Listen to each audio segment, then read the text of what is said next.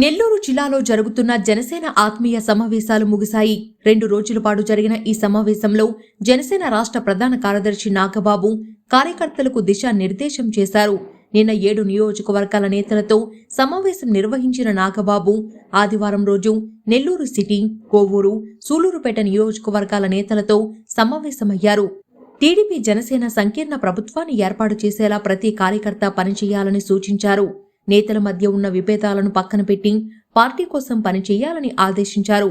జనసేన నేతలు అజయ్ మనక్రాంత్ రెడ్డి, సుజయ్ బాబు, గునుగుల కిషోర్ తదితరులు ఈ కార్యక్రమంలో పాల్గొన్నారు.